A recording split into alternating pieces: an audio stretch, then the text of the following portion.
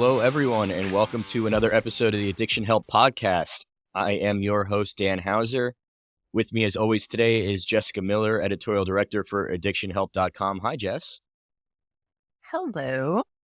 I think we're on episode 6 now, so yeah, let's go with that one. But so, episode 6 now of the Addiction Help Podcast, where we discuss the latest in news, sports, and entertainment as it pertains to the world of addiction recovery, and mental health. As always, we'll just get this little thing out of the way like we always do. Thanks to everyone who continues to listen.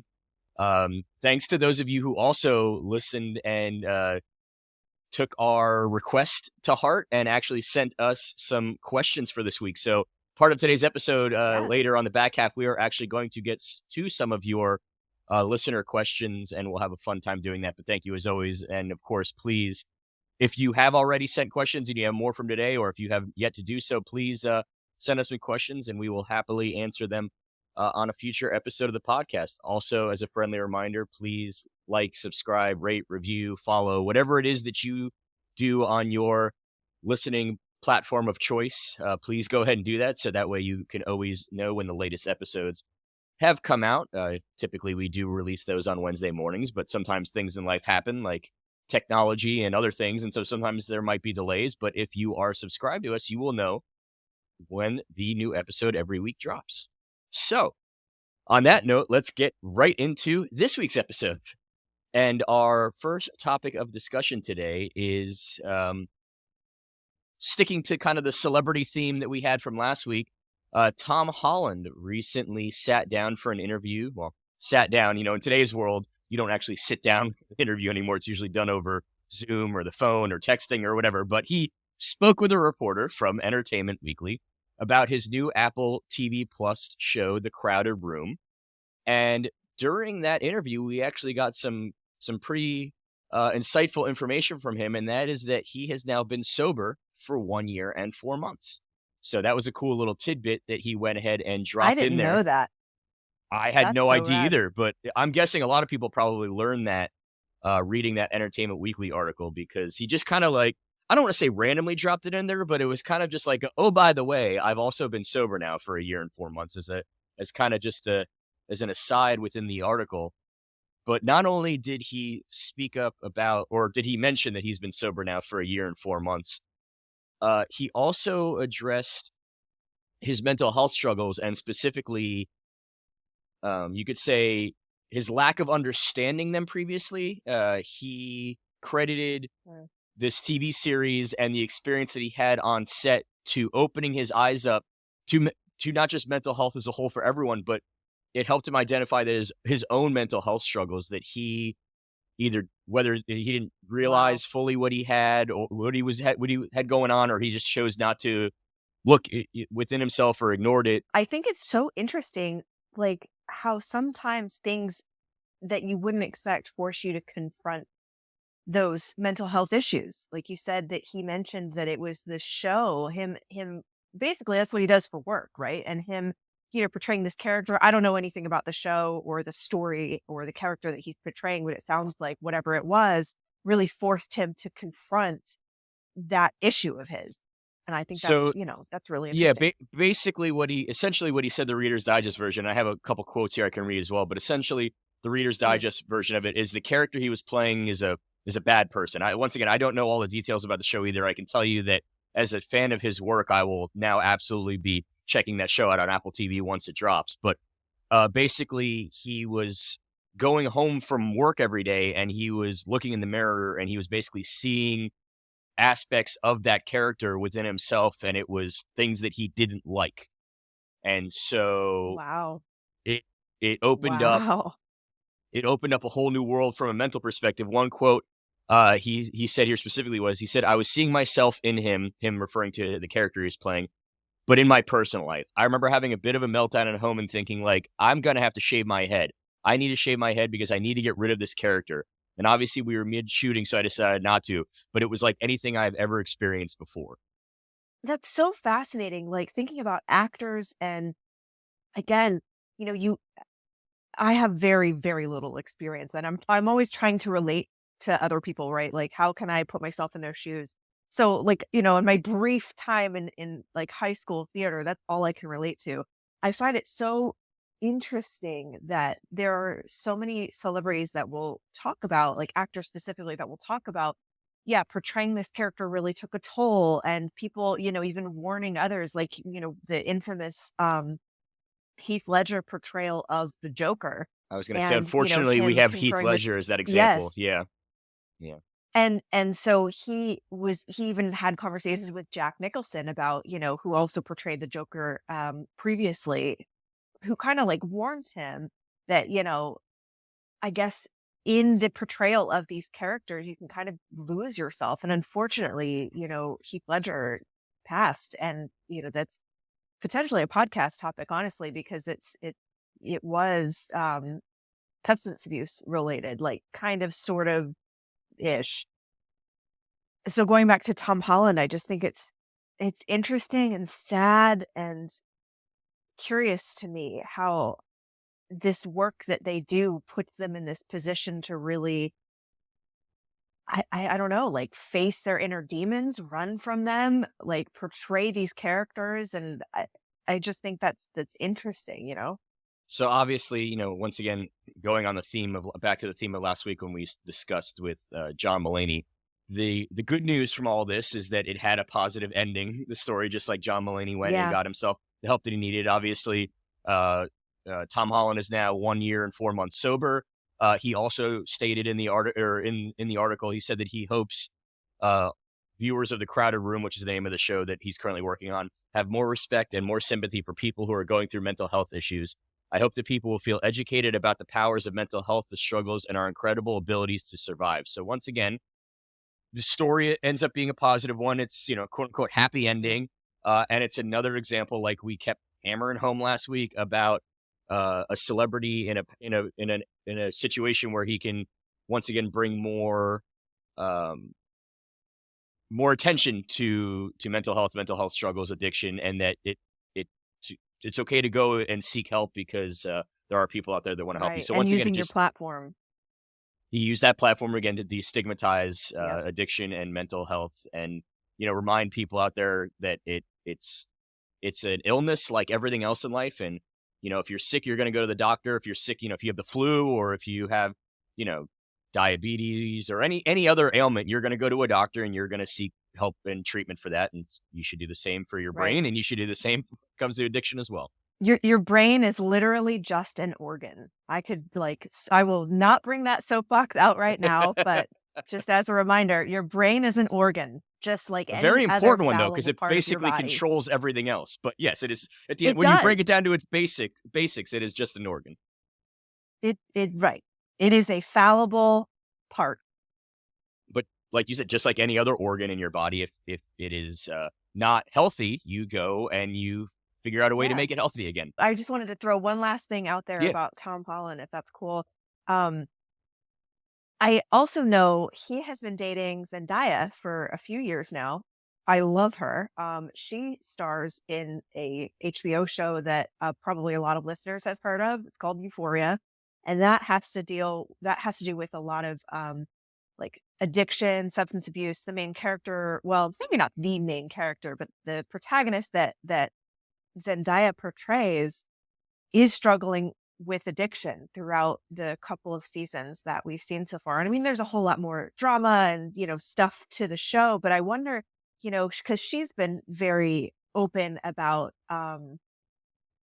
she hasn't personally struggled with it that she's said, but she's been very open about her portrayal of this character, Rue, and Rue's struggles, and always encourages her audience, watch this with caution. If you're struggling, get help. And, is, like I said, very open about that. And so I wonder, like, to be a fly on the wall for their conversations, because they both seem very, self-aware and very strong advocates for, seeking help and mental health and things like that. So I wonder, how much of that influence, that positive influence they've had on each other, just that was just like a thought that I had while kind of reading this.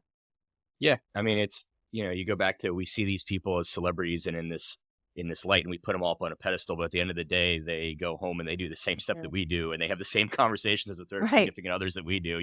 Their conversations about their workday might be a little bit more unique and a little different than ours, but at the end of the day, it's still a conversation about, how did work go today? What did you do? So it's once again a reminder that while they do have the ability to share messages on a platform at a much higher level, they still go through the same stuff that we do every day as far as mental health and things going on in our lives and struggles that we all experience every day. They do too, just obviously in a much more unique perspective because of what they do for a living. Okay, well, on that note, we are going to move on to a very, very cool portion of today's show. As I mentioned start us off in the introduction, we had some listeners reach out to Jess specifically with some questions about some of our brief topics that we hit on last week that we can expand a little bit on. So Jess, without further ado, I will let you get started on that.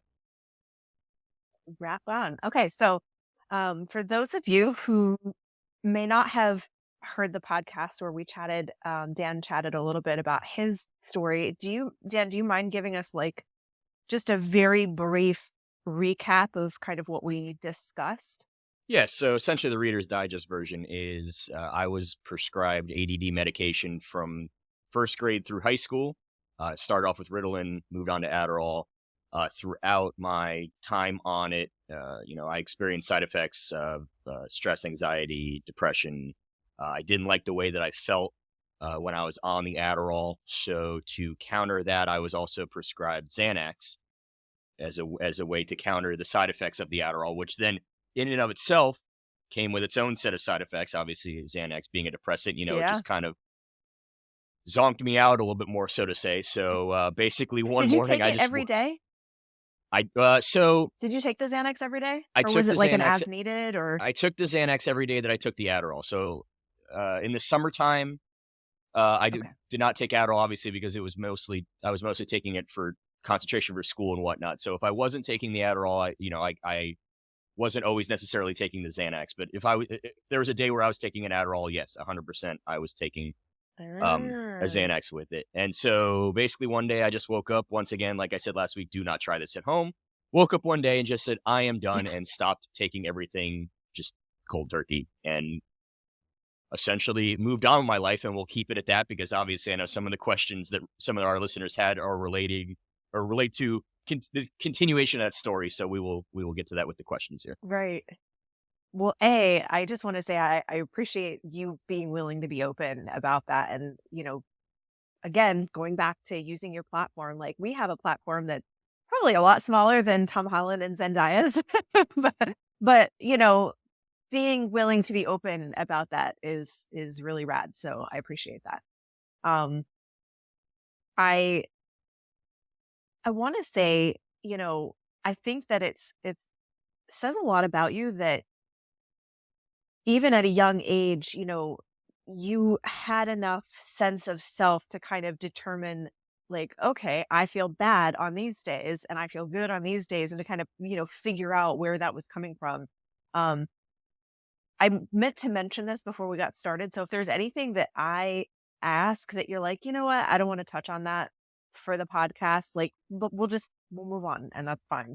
But I'm curious, like, so for your ADHD symptoms, what were your key symptoms that they were trying to treat? Essentially, if that's not too personal. Yeah, no, essentially, I mean, all the quote unquote greatest hits of when it comes to, ADD and ADD medication. So, having trouble concentrating, having trouble focusing, having trouble kind of sitting in my younger years, having trouble sitting still. Mostly just being able to hone in on something and be able to concentrate enough on it to complete the task in full, whether it was studying for a test or doing my homework or just getting through a school day. The joke for people with ADD is, oh, look, a squirrel. That was essentially me for a long time. If there was literally anything in my environment that could distract me, I would succumb to it, essentially. So it was mostly just, focus and concentration based, mostly to be able to help channel my brain to get through school and be successful with my school. Were you also then the distractor? Like, were you Uh, that kid in class that you were, like, joking so around and stuff or talking a lot? Like that's part of how my parents ended up realizing that I had ADD and getting diagnosed with it. I had a teacher who, and this is surprising because, in today's age, I feel like being able to diagnose ADD before you even go to a doctor seems to be a lot. I don't want to say easier these days, but it seems to be more common where it's like, oh yeah, it's more recognizable yeah, now. So we're talking right, we're talking early 90s here. So this is a time period right. We where, have a better understanding yeah, and back now, like, then, as it is, we call it ADHD, like, there's yeah, things that we know now that are different than in the '90s, yeah. back then, ADD as a diagnosis wasn't a catch-all. It wasn't oh, your kid's acting up in school. Maybe it's because they have something going on. It was, oh, your kid's just the class clown, or he's the one that just acts up in class because he just wants to act like that way. So it wasn't.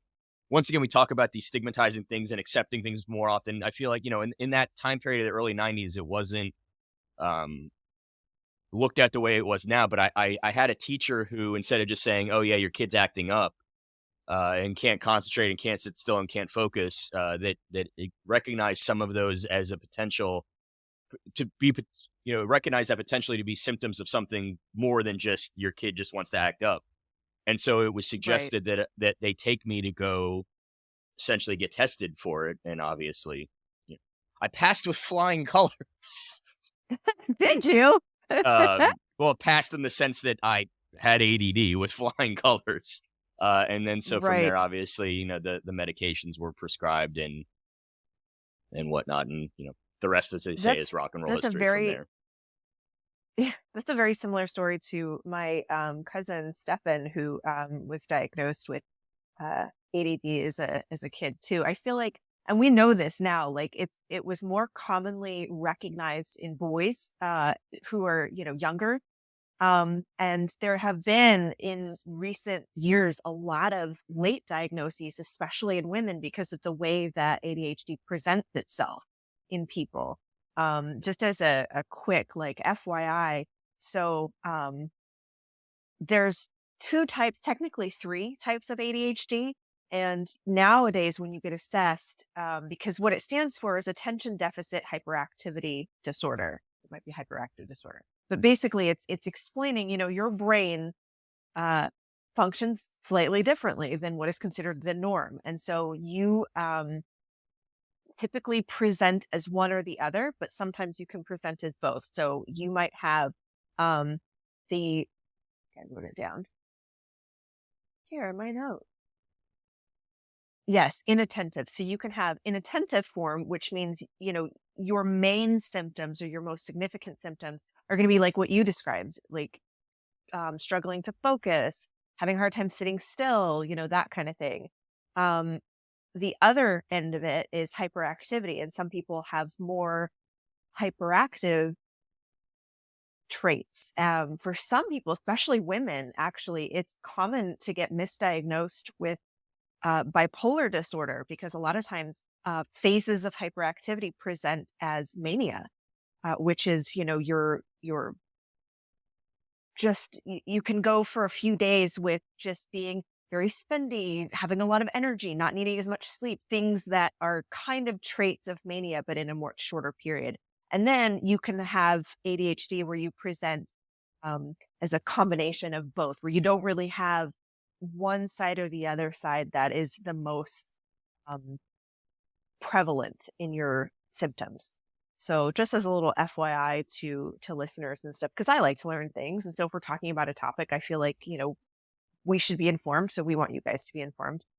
So I can Anything you tell want to add you, before I go back to grilling yeah. you? So I can tell you that while I am fidgety and whatnot, and sometimes sitting still is a challenge. I wasn't uh the hyperactivity wasn't quite as defined in my initial diagnosis. So I was not initially, at least to the best of my knowledge, I don't believe I was actually diagnosed with ADHD. I think it was just regular ADD. But yeah, no, I mean the Yeah. fidgety is there, and if if I was never actually formally diagnosed with ADHD, I feel like I probably do show those kind of hyperactive symptoms. Much more on the mild side. But yeah, I mean, sometimes it's tough to just kind of Right. sit You still or typically, fidgety, or I mean, even right now as we've been talking, you can't see it on camera because my hands are hidden. But yeah, I mean, I'm just kind of doing little fidgety same. things or touching the desk or any Um, so I don't want to take the focus away from you because we're talking about you right it's now, all but good. just It's to all good. throw it out there, I was diagnosed late in life. Last year, I actually received an ADHD diagnosis. And if you guys notice, like I typically have some kind of something in my hands, and I realized I was revealing it like on accident because I really struggle to sit still. I fidget a lot. So for those of you who actually are watching this podcast, you will see me move around a lot, which is also annoying because of this bright window behind us. But like, I think funny enough, that was one of the first things that you and I bonded on a personal level, was talking about like our diagnoses and just like chatting about our experiences a little bit. So like one of the questions that we were sent, because I got a list, they wanted to say how much they absolutely loved you. Um, and let's see, I really, because I want to know this too. Like, so after you stopped taking everything, did you feel like, was there an adjustment period? Like physically, did you feel any different right away? What was that like? So I don't know if it's just because it was so long ago and my memory shot, or I just kind of blocked it out, but I don't remember a ton of what happened afterwards. I don't I don't I feel like if I had gotten really sick and felt really bad as a result of withdrawals, I feel like that's something I would have remembered. So I don't Sure, yeah. remember having any sort of extreme after effects of stopping. I will say that once I got to college, um, school was a little bit more of a struggle, but Mhm. I'm not thoroughly convinced that it was a struggle because I was no longer taking Adderall. I think it was more of because of my own mindset of I know I'm just here to get to the next step and I just want to get in and get out from this as far as college, the joke of It was a Caesar and degree. stepping stone. Yeah, the joke of, Caesar and degrees, like I was kind of the poster child for that. It's like I don't I did really good in high school because I knew that I had to do really good in high school in order to get to college. But once I got to college, I knew that as long as I just got the piece of paper that says I graduated, like I'm not going to be sitting in an interview with somebody for a job and they're going to say, "So, what was your GPA your freshman year at Why can you college?" explain why Like, you got a B minus in yeah, exactly. statistics? Can you Like, tell yeah, me they don't exactly? So care. it's like just get me through here and get me out of here. And I kind of I went out on my own as far as getting the internships that I wanted to pursue for at the time what I thought was going to be my career. So really, it was just like your guys are just here to give me this piece of paper. So let me just get that piece of paper and get on with my life. Yeah. Now, don't get me wrong. I mean, I enjoyed my time in college too, and I did all the fun stuff that everyone does and whatnot. But I didn't put that priority and that emphasis on the school portion. I think that I did when I was in high school. So while my grades weren't as good when I was in college, I don't chalk that up to because I wasn't on my medication. I chalk that up to just because I know my mom's listening, so I don't want to say I didn't care about school when I was in college, but like it was a means to an School end, is and dumb, mom. Sorry. it was just kind of a means to an end that I knew I just needed to get through to get out. And so, I but yeah, mean, sorry. that's a So to hundred answer your percent. question, but so to go back to Yes. answer your question, I don't remember any specific uh struggles I had. The one thing I will say is obviously I noticed that I became I liked the person that I was much more once I stopped. And that was the big reason that I wanted to stop in the first place, is because I Got didn't it. like the person that Yep. I was when I was on everything. And I can tell you that um from talking to my mom about it recently, because I did kind of ask her some of what her observations were about it. She said that she could tell I was a happier person. I enjoyed my time, my senior year of high school more because I was able to be me. I enjoyed time with my friends more often. I was kind of able to just be a kid more and enjoy the life that, when you're a 17-year-old kid and you're a senior in high school, I mean, you hang out with Yeah, your it was some friends and you fun go to party, times. and all Yeah. those things that I never did because it was like I was like a shell of myself and I was like a walking zombie. I was able to actually go out and enjoy that senior year of high school after I stopped. Did you ever, and it's possible you didn't, but did you ever have a moment where, post being, post quitting, where you were like, dang, I'm so glad I did this? Like, where you just paused for a moment because you realized, like, I would not be having this great experience or feeling this or anything like that potentially. Did you have like an aha? I'm sure at the time I did, and once again, it goes back to I don't remember a ton of what happened after the fact. That's fair. Um, Sometimes you don't realize or you don't register things being good because they're good. And then you're just like, yeah, you I don't think you don't looking back your brain doesn't store those memories because there's nothing like bad to store. I think looking back now, yeah, I would say that the second I stopped was my aha moment when I realized that I was back to being myself again. And, as I mentioned Yeah. earlier, I in the summer times I wouldn't take the medications because I wasn't in school, and I do remember being enjoying who I was much more when I in the summertime. So I'm sure, I know that factored in because I knew I had gotten brief kind of looks into the person I was when I wasn't on the medication. So I kind of knew going in like who I was going to become all the time. So I'm sure after I Right. stopped, it You was already like, had this is like a awesome. I'm sense. I'm Yeah. I'm I'm I've kind of broken out of the proverbial uh prescription prison, so to say, of Right. the Adderall and the Xanax, and I'm just now me again. Yeah, that's a good point. And especially because I didn't realize that either, that, you were taking it as needed and more so during the school year versus during the summer. So you already kind of had this experience of like medicated Dan and unmedicated Dan and this realization of like, this guy's way more fun and way better on my mental health. And it just goes back to like what we talked about in the last podcast, which is actually something that this listener pointed out that they loved that you said as well was you know it's so important to do what is right for you, and don't worry, you don't need to justify it to anybody else. And you making the decision that, hey, medication is not for me and your quality of life is better without it, but having that stance of, but you do you, I think is so critical. Because like someone like me, I recently had a whole episode issue with my Lexapro that I take, and it was just another reminder how vital it is for my mental health. And it's like I'm the opposite end of the spectrum, and I agree with the same sentiment. You need to do what's right for you as an individual, and you don't need to justify it to anybody, you know?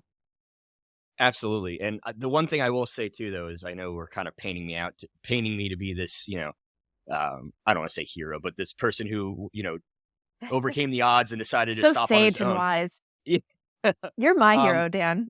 I will say there was one once again, and I touched on it briefly last week, but I'll get into a little bit more now since we're kind of expanding on everything. The reason why I kept saying last week, "Don't try this at home, don't try this at home," is because as a 17-year-old kid, I didn't know any better, and I was really stupid about what I True. did. Not about the end process of stopping it, but the way I went about stopping it. I didn't tell my doctor. I didn't tell my parents. I didn't tell anyone. I woke up one morning and proverbially flushed the pills down the drain. I didn't literally do that because you're not Did you supposed to do that. actually? Oh, okay. No, well, you're not supposed to do that. I know you're supposed to dispose of prescription medications a certain way and whatnot. So I didn't literally just flush them down the toilet, but proverbially, I just basically said, these don't exist in my life anymore and I'm done. But I didn't tell anybody. And I don't know if I didn't tell anyone because I was afraid that someone was going to try to talk me out of it, or I just didn't tell anyone because I had just made up my mind and I just didn't need to have a conversation about it with everyone. But obviously, knowing what I know now from being in this field, that was really, really stupid because that could have gone really, really bad. I had been taking this ADD medication for 10 plus years. Obviously, there is a dependency factor to it. Even if you're not addicted to a substance, if you take it for long enough, you can still experience withdrawals from it. Once again, I don't remember Yep. experiencing any sort of real withdrawals. I don't remember getting sick or having anything bad happen to me. So Right. and that's why I say don't try this at home because I got lucky, but I probably should not have Right. gotten Everyone lucky. is different. Yep. Something really bad probably should have happened to me, and very, very luckily it didn't. Which is why I say don't try it at home. So if you are somebody who, whether you've been thinking about it previously or you're listening to this story today and saying maybe I should do this, please, please go. If you don't want to talk to a family member about it, please at least go talk to your doctor about it. You Yes. absolutely need to, because in many cases, depending on the prescription you're taking, there might be a tapering off process where you get your dosage lowered gradually until you're done for good. Uh, realistically, that's probably what I should have done. Was I probably should have gone through a professional tapering process. Once again, I did not do that. So yes, while I am here to tell the tale of it and nothing bad happened to me, obviously, every person's different. So please, please don't do what I did from the standpoint of just stopping without talking to somebody about it first. It's important to consult with whether it's your therapist or your treatment professional or your primary care physician. Just let somebody know what you want to do that's a professional before you go ahead and do it. Yeah.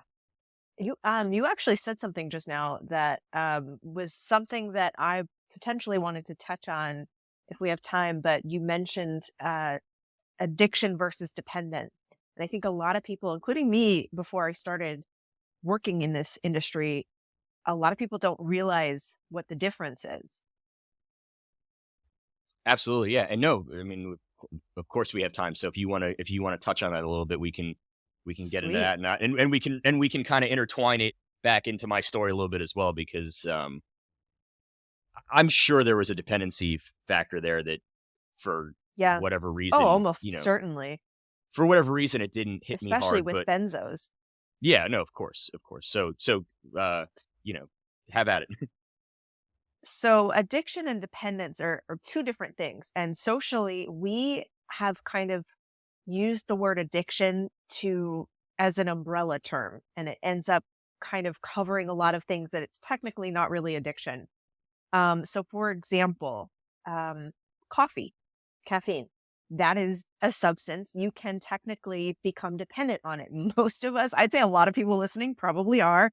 I'm sitting here. Hi, my name is Dan, and I drink a ton of caffeine every day just to be able to function as a human being. Oh, speaking of caffeine, I know we didn't get to it, but you had privately asked me what some of my things that I did yes, to kind of interject move on from taking the medication and things that outlets. I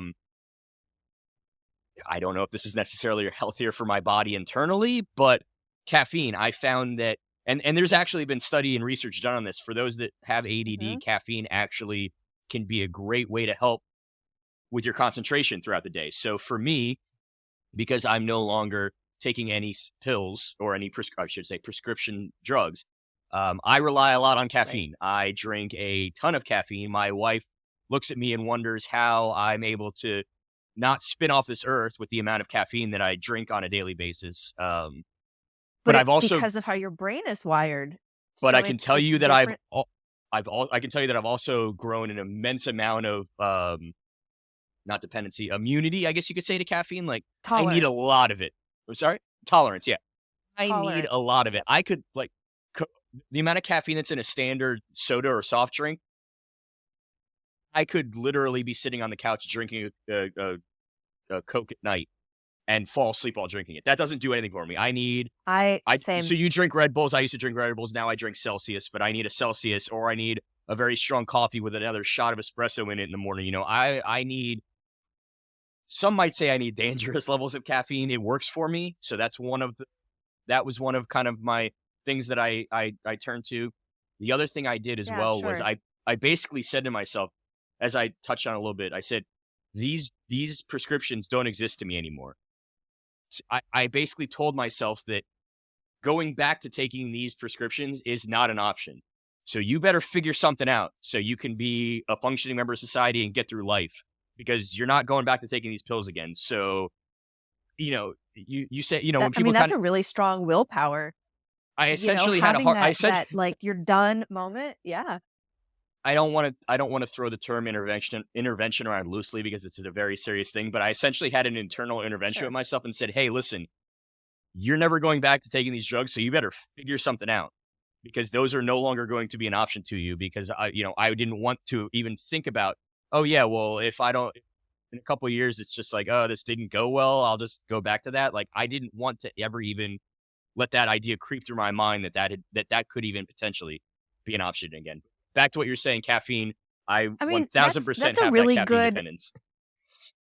That's a really good analogy, though, calling it an internal intervention, because really that's the goal of an intervention. It's just something that, some people, they call it like rock bottom or whatever. It's this moment in people's lives, especially in the realm of addiction, where they realize what I am doing currently is not working, and continuing is just simply not an option. And some people like you are able to achieve that realization on their own, and other people need that help from, outsiders, like we talked about last week with the John Mulaney special. Like, he's eternally grateful to the people that showed up for him physically and on Zoom, to help him come to that realization himself, because sometimes for whatever reason, we struggle to have that realization on our own. But I think it's really rad that you had that moment and that you just made that choice. Like, I'm not going back.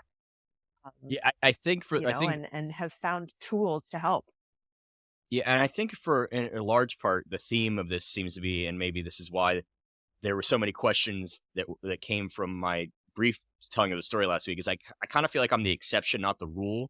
Like, I feel like there are a lot of people listening to this that are probably thinking to themselves, oh, well, when I tried to do that, it didn't go quite that well, or, that it's not, it's not that, and you're right, it's not that easy. Once again, I feel like a broken record. I got incredibly lucky that it ended up being that easy for me. It probably should not have been that easy for me. I'm sure it probably in reality wasn't actually as easy as I'm portraying as well. But like I said, as everyone does in life, if they're, we as humans tend to block things out if we don't want to think about them anymore sometimes. And so Sure. I'm sure there were probably struggles that I had that, whether it's just because it's been such a long time passing and my memory is not what it once was anymore, or I just blocked it out, whether it was consciously or subconsciously, I'm sure that there were struggles that I had, that I just can't recall at the moment. I can tell you, I mean, we touched on it briefly. Obviously, my college experience from an academic standpoint was not nearly what it was in high school. Yes, part of that was Right. my So own. who knows? Like, Part of that was my own doing, but at the same time, I know that the willpower was there. That had I wanted to make more of an effort to be a better student in college, I'm sure I could have, in the same manner that I didn't want to take those pills anymore, so I just stopped doing it. So it was a conscious decision that I made, but at the same time, I guess it would have been a decision that I never would have had to have made had I stayed on the medication. But at the end of the day, when you weigh those pros and cons out, I'm still very, very happy with the decision that I ultimately ended up making. yeah. Because I don't think I would have had any semblance of a decent college experience non-academically, because there's a lot to college besides just the academic nature of things. I mean, college is so much more than Right. just you go to class and you go home. So I was in And a it's more than fraternity. just partying and stuff too. Well, no, of You're an course, of course. independent human for the first time But in your absolutely, but life. I did join a fraternity, and I don't think I would have wanted to join a fraternity or have gotten the most out of that time in that fraternity had I still been on my medication. I joined the student sports fan club organization, and I was at all the games, and I was in the front row and yelling and cheering. I don't know if I would have been able to. Yes, I would have gone to the games, but I might have been sitting in the back, just kind of like, oh yeah, Not, I don't know if I would have been as energetic and excited, Right. and so I do A think that. full participant in your life. So I think that because I did that, yes, did I not do as well academically? Sure, but did I probably enjoy my overall college experience more? Yes, absolutely. I don't think I would have had that same college experience had I still been taking those medications. Well, then going back to, kind of the caffeine thing and talking about addiction versus dependence, that was a really good segue though. So I appreciate you.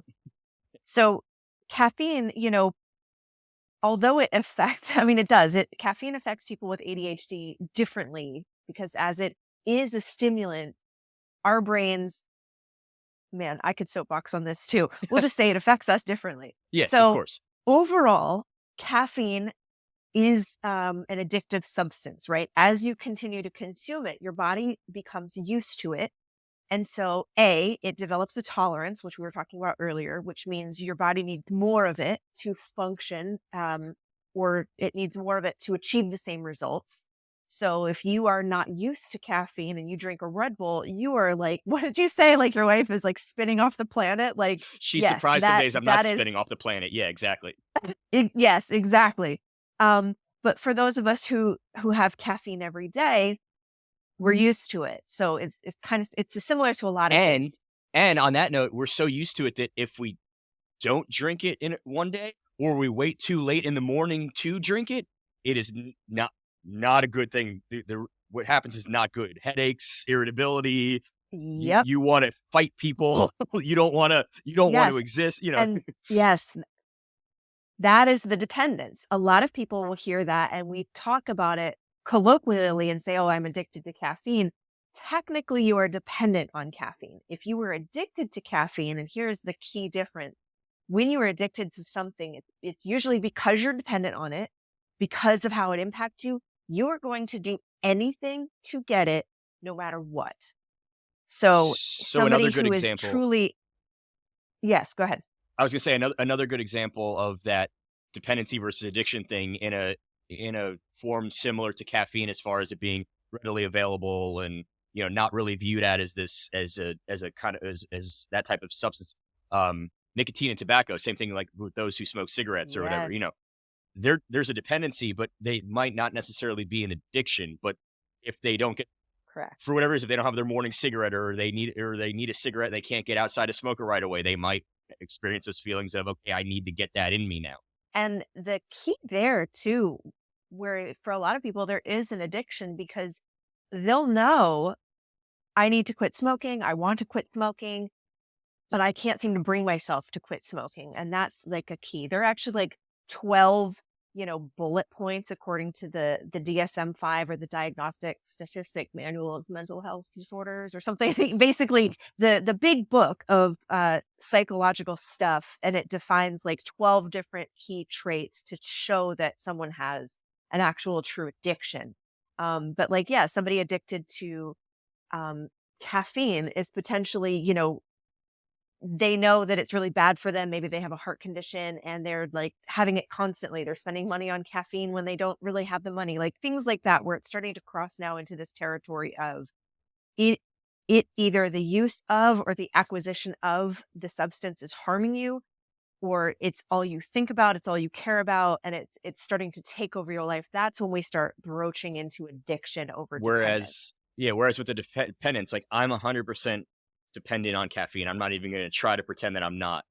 I enjoy it. It makes my day better. It helps me get through my day better. That being said, I also know that at the end of tomorrow, my doctor told me that, hey, you need to stop drinking caffeine because it's bad for you and you're going to develop worse problems. I could stop tomorrow. Would the first few days after I stop be absolutely miserable for me? Yes, I would have Yes. awful headaches and I would be an Same. angry person and I'd be absolutely miserable and no one would want to be around me for a few days. But after those few days ended and I essentially, my brain realized that, okay, you're not getting caffeine anymore. Yeah, I could continue to just kind of function without it, and Right. I'd have to figure out You go another through way that. to the withdrawals, essentially. I mean, to in a much milder extent. That Like, is it what it is. wouldn't. It's Yeah, it's a 100% very withdrawals. It's it's a just mild very, version of withdrawals. Like, it's not extreme enough yes. that you need to be under medical monitoring with it, like in some of the more severe substances of abuse. But yeah, you're essentially going through a minor detox and withdrawal process, where your brain is realizing, okay, I'm just not going to get this caffeine anymore, and then you got to figure out something else to do. But so yeah, there is that Yeah. fine line, but there are signs on each side of those fine lines to kind of help identify which side of the line you're on between dependency and addiction. And, I think before we wrap up, one additional thing I kind of wanted to touch on in this scope, and we could spend an entire podcast just talking about this topic, but I find it very, I keep saying interesting, but it is. Everything is just really interesting to me. Where, there is this unfortunate stigma and stereotype about addiction that, people socially, generally in society, not everyone obviously, but have this perspective of an addict. Even the word addict is like potentially a dirty word. We think of people who are addicted to a substance as, we have words like junkies. We think that they're criminals or losers, and they were just, they knew the risks and they were screwing around, and they got themselves addicted, and so whatever happens to them is their problem. And that is such a nuanced issue, and there's so much to say about it. And for what it's worth, the official addiction help stance is that everyone deserves help for addiction, regardless of how it happened. But that's an aside. Chris likes to preach But it to the to point of what us. we're talking about, yes. Oh, sorry. Chris likes to preach it to us. Always. He said it on that episode that he sat in with me on, you can't get help if you're dead. So, Right. it's Which is, I it's think just he took it from me, but that's something that I have been saying to him, like, Yeah, but like, it's true. I mean, obviously, what had happened to you aside of how you got to where you're at ultimately, and we talked about it earlier with Tom Holland. We talked about it last week with John Mulaney. We love seeing the end of the story being a positive and a good and a happy one, and that is getting the help right. that you need so you can live a happy and healthy life and you can be a better person. And we always love it when these stories of potential sadness end with a happy conclusion or a good conclusion, Yes, and then that's the person ultimately went and got themselves the help that they needed, regardless of your background or exactly. regardless of how you got there. And right. That's not It important. What's it doesn't important is matter. You're still worthy. Yes. and I don't want to say it's not But important because it's part of the story. Everything is part of a story, but ultimately the most important part of any story in life, in TV and movies and entertainment and anything is the end.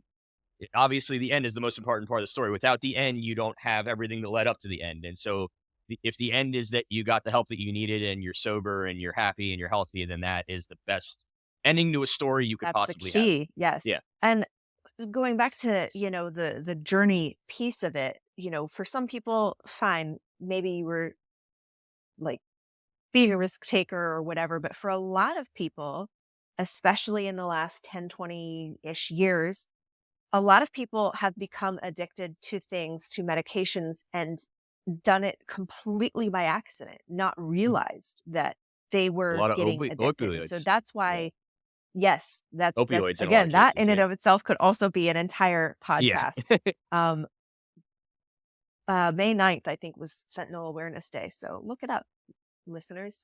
But yeah, people taking medications, much like you or me or whatever, for pain or other conditions, become dependent on it, can become addicted because they're dependent on it. And it's a slippery slope. And then they don't necessarily realize until it's too late. And they're looking at themselves like, oh no, like now what do I do? And a big issue I think that happens with people is there's this sense of like they don't view themselves in the way that they view the typical addict. And so they might be more hesitant to get help. They might struggle to accept or acknowledge that they actually have an addiction because they don't view themselves as like, yeah, I'm not a drunk, I'm not a junkie, I'm not doing the same things that those people are. And so because they're not operating at this extreme of addiction, they don't necessarily look to get help or to stop or to become self-aware in the sense that you kind of were about, I don't like the way that my life is because of this. I need to do something about it.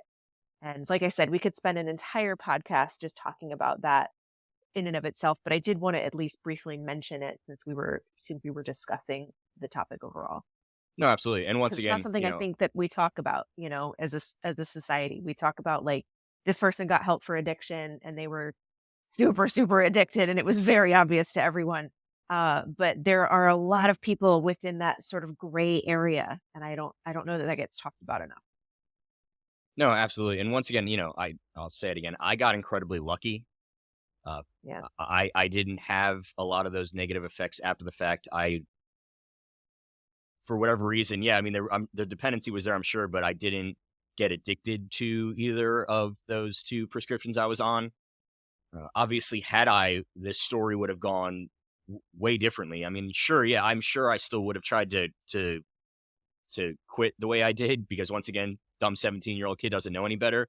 I think the end result would have been a lot different because I think I would have ended up probably experiencing much more in the way of withdrawal symptoms, and I probably then would have had to have gone and told somebody and maybe gone through, a more proper medical treatment, which I should have done anyway. Once again, I just want to reiterate again, Right, right. talk to your doctor. There was a proper medical way that I should have done that and that I didn't do. So And once again, I just it doesn't mean too that you need to like, if you were dependent on something like we got to lock you away and it's going to be super expensive, no, like of a course not. lot of Yeah, people, most cases, it literally happens on an outpatient basis at you can do home. Your tapering at doctor home. will give you Absolutely. things to Yeah. look for. Yes, they will come up with a plan for you. So don't listen to this and panic and think, oh no, I have to go like check into a check-in like facility to detox. Like most cases, no. Most, even with the dangerous stuff, for the most part, you can do it on an outpatient basis. don't let that stop you. Had I gone through the proper channels, I would have talked to my therapist and I would have talked to my primary care physician, and the three of us would have come up with some sort of plan to get me off of it. I'm sure, like I mentioned earlier, I'm sure there would have been some Right. sort of tapering involved. They might have upped my therapy sessions a Things little to bit. look out for. Yeah. I'm sure Yes. there would have been a tapering process. I'm sure that that my therapist would have upped my session numbers of how often I was going for those few weeks or even months as I was going through that process. Yeah, there would have been, but I would not have had to have gone and checked myself into a rehab facility or gone to a overnight detox center or anything. No, I mean there are many instances where you can do it on your own with the help of your doctors and your treatment professionals. So Right. yeah, With guidance, absolutely. Like you say, don't anyone who might be listening is thinking about doing it. Yeah, don't think that you're going to have to, as you say, lock yourself away or not be able to do what you need to do on a daily basis. And of course, we also want to mention too that if you are somebody that does need to go to a facility and check yourself in and stay there, that's okay too. Because once again, as we talk about, whatever method you need to get yourself better is okay, and it's nobody else's business but your own. Right. You don't need to justify it to anybody. If Dan and Jessica support you, that's all that matters. We support you. Bingo.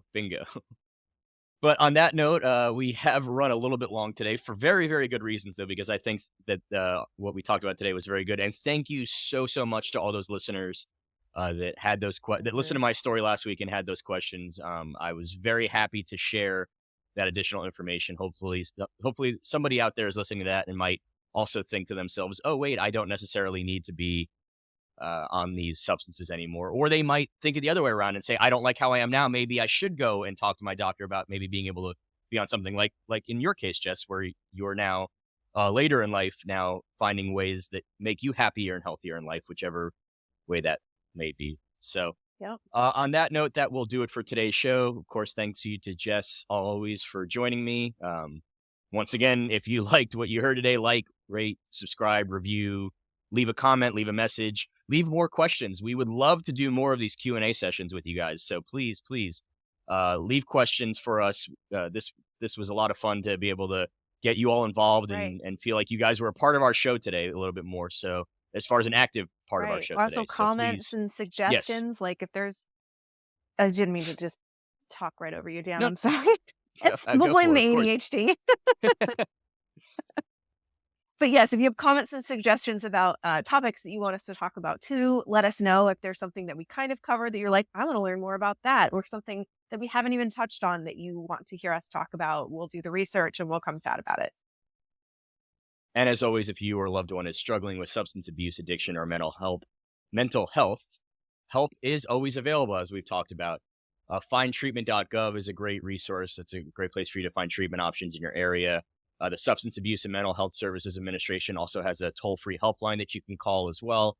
And that number is 1-800-662-4357. That's 1-800-662-4357. And of course, addictionhelp.com, where you can find all the great work that Jess is doing over there with great resource pages, great information, as well as additional sources for you to be able to find the help that you need, should you need it. So as always, we like to say it's okay not to be okay, and it's okay to go ahead and get help in any way that you deem necessary and healthy for yourself. So on that note, thank you all for tuning in today, and we will see you next week. Have a great week, everyone.